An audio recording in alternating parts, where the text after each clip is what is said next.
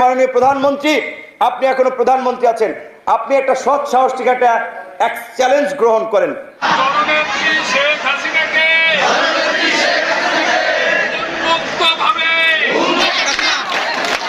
জাতির পিতা যে আহ্বান করেছেন, যার যা কিছু আছে শত্রু মোকাবেলা করতে হবে নিজের জীবনের মায়া ত্যাগ করে। আমি নিজে এই অন্তর্বর্তীকালীন সরকারের পার্ট হব না।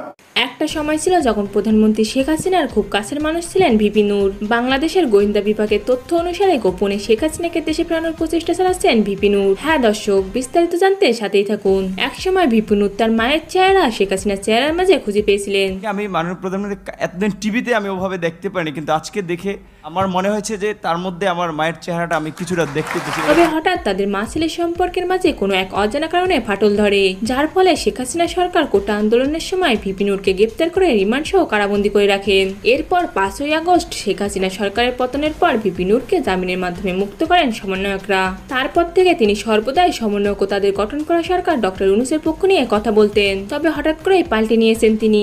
সরকার পতন করাই দিয়েছে আমরা, এখন আপনারা এনজিও মার্কা সরকার করে আপনারা ভাগ বাটোয়ারার ক্ষেত্র বসাবেন। বর্তমানে তার কথাতে স্পষ্ট যে তিনি এখন আর সমন্বয়ক আর তাদের সরকার ডক্টর ইউনূসকে মানেন না। বিশেষজ্ঞরা আশঙ্কা করছেন ভিপি নূরের হঠাৎ এমন পাল্টে দেওয়ার একটাই কারণ, সেটা হলো সমন্বয়ক উপদেষ্টা সহ ডক্টর ইউনূসকে পদত্যাগ করিয়ে তার মা শেখ হাসিনাকে দেশে ফিরিয়ে আনা।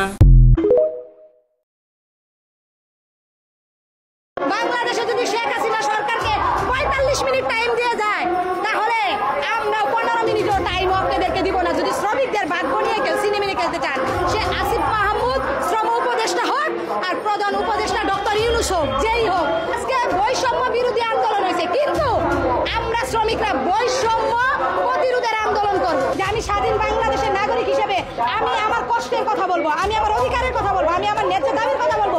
যদি মনে করেন যে আনসার লীগ, রিক্সাওয়ালা লীগ, পুলিশ লীগ, ছাত্রলীগ হয়ে ফিরে আসছি, তাহলে আপনাদেরকেও আমরা উত্তম মাধ্যম দিয়ে বাংলাদেশ থেকে শ্রমিকরা জবাবের সেই প্রতিহিত করবে, এটা মনে রাখেন।